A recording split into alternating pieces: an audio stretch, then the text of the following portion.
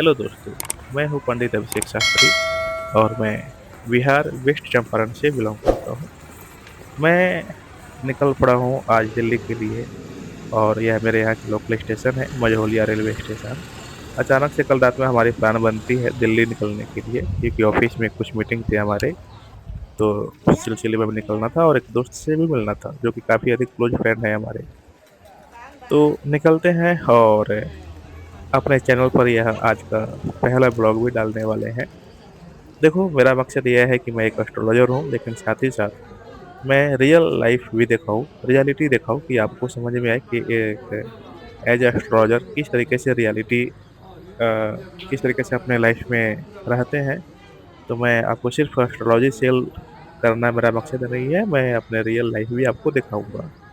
यह हमारे यहाँ के गवर्नमेंट स्कूल है, क्योंकि यहाँ पर कभी मैं पढ़ाई कर रहा था। मुझे याद है कि मैं जब क्लास फर्स्ट में था तो मैं यहाँ पे उस समय पढ़ाई कर रहा था और यहीं से बगल में एक गवर्नमेंट हॉस्पिटल है जो काफ़ी पुराना है और इसके बगल में बड़े बड़े बिल्डिंग भी बन चुके हैं और गवर्नमेंट हॉस्पिटल के उस समय में यहीं दो चार कमरे हुआ करते थे सरकारी अस्पताल के नाम पर, और मेरे जन्म इसी कमरे में हुए हैं। दोस्तों, मैं आगे बढ़ता हूँ तो मैं अपने यहाँ के लोकल रेलवे स्टेशन के परिसर भी दिखाऊंगा, टिकट काउंटर और कुछ मंदिर है जो कि काफ़ी अधिक सिद्ध स्थान माना जाता है। और यहाँ पर भी हमने अपने लिए पूजन वगैरह किए हैं, कराए हैं। तो दोस्तों, आज जो है इंतज़ार करते हुए फिर आ गया यह सत्याग्रह एक्सप्रेस और हम इसको बैठते हैं।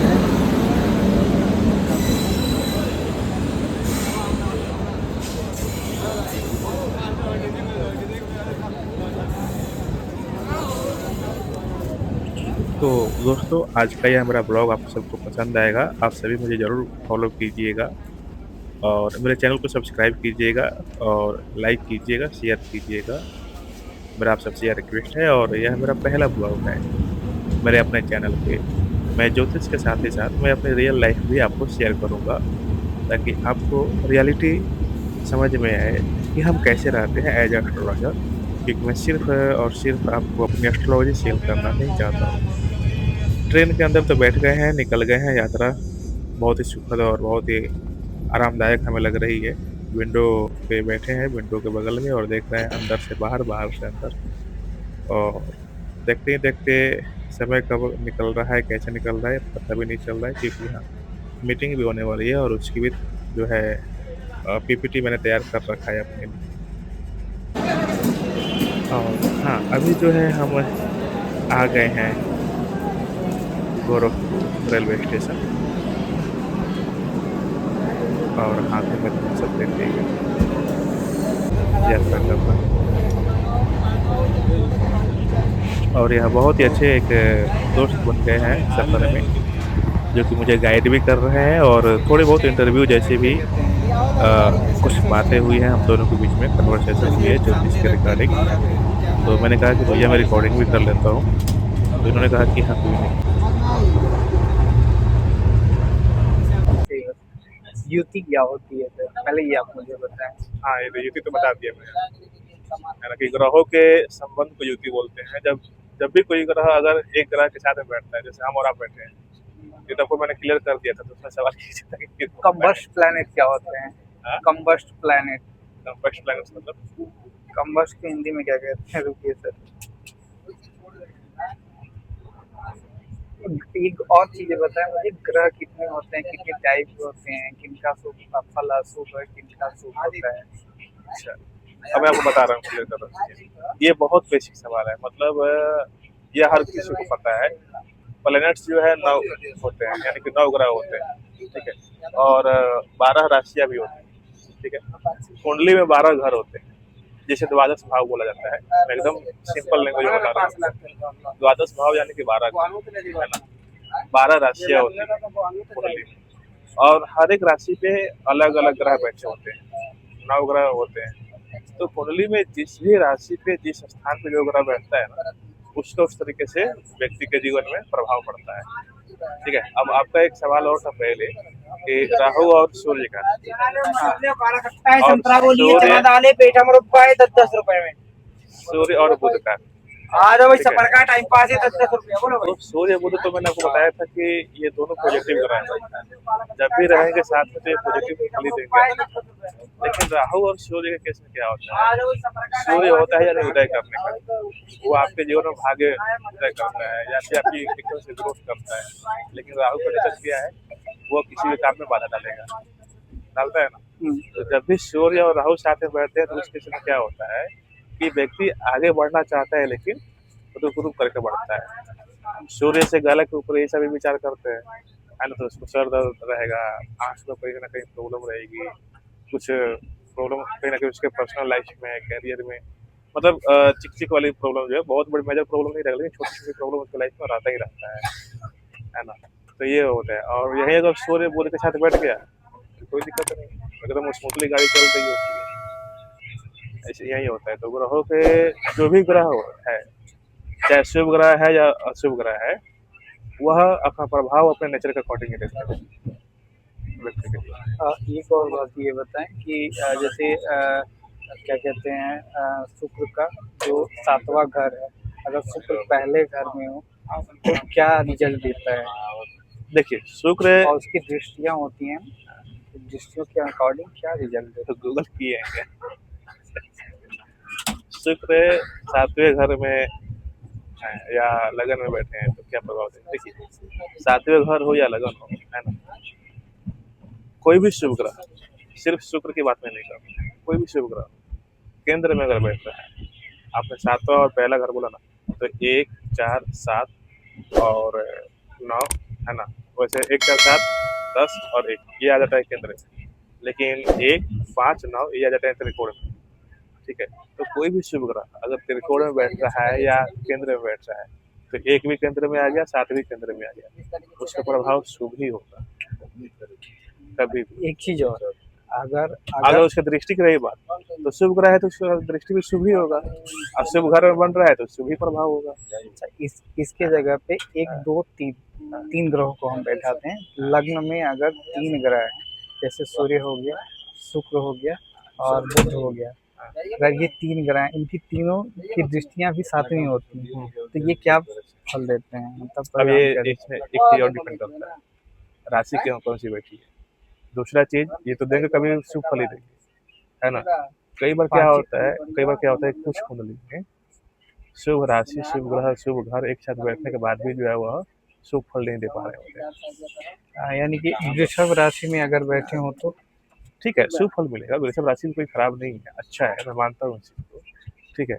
लेकिन कई बार क्या होता है कि सब कुछ पॉजिटिव होने के बाद भी पॉजिटिव उसका फल नहीं मिलता है, तो लोग जब फ्रस्ट्रेट हो जाते हैं, उस केस में जानते हैं क्या होता है, उस केस में क्या होता है कि उसके जो प्लैनेट्स हैं दशा में, महादशा, अंतर्दशा, प्रत्यंतर, शुभ, है ना, प्राण दशा, ये सारी दशाओं में जब क्या होता है कि कोई ऐसा पाप ग्रह चल रहा होता है जो कुछ समय के लिए चलता है और वही सब कुछ नरक कर देता है।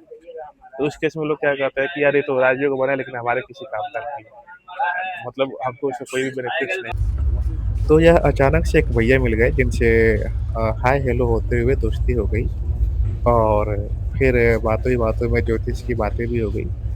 और यह इन्होंने जो 3 ग्रहों की बात करी है, बेसिकली इनके खुद की कुंडली में लगन में यह तीनों ग्रह बैठे हैं। रात के समय हो गए और मैंने एक राबड़ी जो है खरीदा खाने के लिए, क्योंकि भूख बहुत ज़ोर से लग रही थी। लेकिन पेमेंट के चलो टाइम क्या फ्रेंड्स, हुआ ये था हो तो गए। दोस्तों, नेटवर्क फेल हो गया। फिर भी जैसे-तैसे करके मैंने पेमेंट किया और फिर राबड़ी खाना शुरू कर दिया, क्योंकि भूख भी ज़ोर से लगी थी। आगे बढ़ते हुए फिर खाने का टाइम हुए तो सीतापुर जंक्शन पे गाड़ी रुकती है और हमने खाना ऑर्डर कर चुका था। तो हम जब खाना ऑर्डर किए थे तो यह सीतापुर के आस-पास ही इन्होंने बताया था कि खाना मिल जाएगा आपको, और हमने फिर खाना वगैरह अपने खाने वाले ही हैं। और तब तक जो है हम सीतापुर जंक्शन पे घूम रहे हैं उतर के, और क्योंकि काफ़ी ठीक बैठे-बैठे फिर लेटे-लेटे जो है थोड़ा-सा अजीब-सा लग रहा था, तो मैंने सोचा कि बाहर निकलते हैं। और तब तक फिर मैं अपने बर्थ पे खाना जो है खाना शुरू किया, क्योंकि जब मैंने ऑर्डर किया था तो खाना तो आ गया था मेरे पास। इसमें जो यह सब्ज़ी दिख रही है सूखी वाली सब्ज़ी, यह मुझे बिल्कुल भी अच्छी नहीं लगी थी। मैं ऑनेस्टली बोलूँ तो बिल्कुल अच्छा नहीं लगा और खाना खाने के बाद में फिर मैं बाहर निकला गेट पे, तो यह एक सुनहरा ये है जो है चंदा पल बाबा। दिखाई दिया हमें।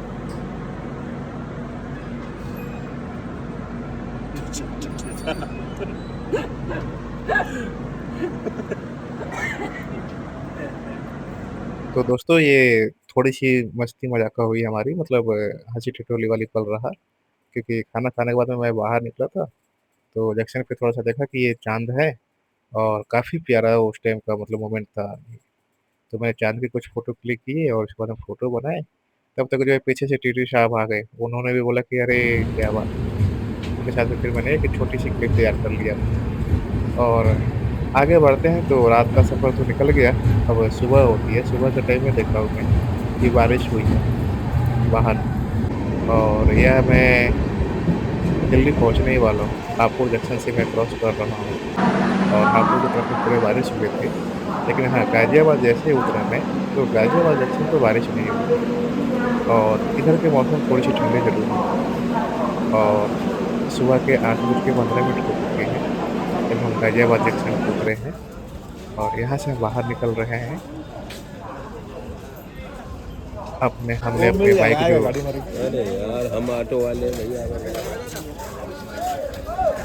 मैंने ऑटो वालों से बात नहीं किया, इग्नोर कर दिया क्योंकि मैंने बुक कर रखा था उबर पे बाइक और बाइक वालों की ये हेलमेट देखो, कितने प्यारे हेलमेट लगते हैं। बिकॉज़ इन्होंने सेफ्टी का बिल्कुल भी ये लोग ध्यान देते नहीं हैं। फिर मैं अपने सोसाइटी में आकर उतर जाता हूँ और यहाँ से मैं एक कैंपा लेता हूँ। फिर कैंपा पीते हुए फिर मैं निकल जाता हूँ अपने फ्लैट के लिए। फ्लैट पे जहाँ पे हमारे दोस्त रहते हैं और यह हमारे सोसाइटी का बहुत ही प्यारा, बहुत ही अच्छा पल है। क्योंकि मौसम जो है काफ़ी अधिक ठंडे हैं, बारिश का मौसम है और ये पेड़ों से जो है फूल गिरे हुए हैं और हमारा सोसाइटी वास्तव में बहुत ही अच्छा लगता है। मैं आ गया हूँ फ्लैट पे और अब मैं बेल बजाऊँगा। हालाँकि मैं खुद को ही इशारा कर रहा हूँ कि एकदम शांत रहने, मेरे से शांत रहा ही नहीं जाता है। और हाँ, यहाँ पर किसी को पता भी नहीं है कि मैं ऑफ़िस की मीटिंग के लिए यहाँ पर आया हूँ। भाई गाइस ये देखो पहले, ये सो रहा था, ठीक है, और मैं आके इसे डिस्टर्ब कर दिया। सरप्राइज हो गया भाई, सरप्राइज हो गया, क्या हो गया?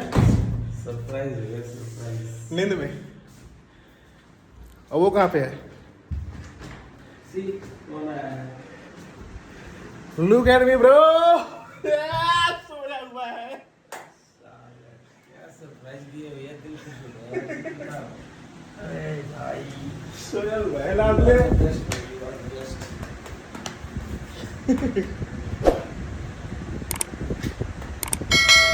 क्योंकि यहाँ पर किसी को पता ही नहीं है कि मैं आज आया हूँ या आने वाला हूँ करके और फिर हम अपने दोस्तों से मिलते हैं। उसके बाद में फ्रेश वगैरह होने के बाद में फिर शाम को निकलते हैं अपने आगे मार्केट में। तो ये एक छोटा-सा मॉल है मतलब इधर जो है हम लोग आते हैं घूमने के लिए कुछ भी खाने। तो दोस्तों आप सभी मेरे चैनल को ज़रूर सब्सक्राइब कीजिए और मेरे ब्लॉग को लाइक कीजिए। मेरा आज का बहुत ही प्यारा और बहुत ही यूनिक एज एस्ट्रोलॉजी ब्लॉग रहा है क्योंकि मैं इसमें प्रेडिक्शन भी किया हूँ। अचानक से कि मेरे दोस्त भी बन गए और मैं अपने प्यारे दोस्त के घर पे भी आ गया हूँ फ्लैट पे। मैं सिर्फ एज ए एस्ट्रोलॉजर आपको एस्ट्रोलॉजी सेल करना मेरा मकसद नहीं है, मैं आपको अपनी रियल लाइफ भी दिखाना चाहता हूँ। तो आप सभी बने रहिए मेरे ब्लॉग में और मेरे चैनल पे। आप सभी मुझे ज़रूर फॉलो कीजिए, सब्सक्राइब कीजिए, लाइक कीजिए और शेयर ज़रूर कीजिए।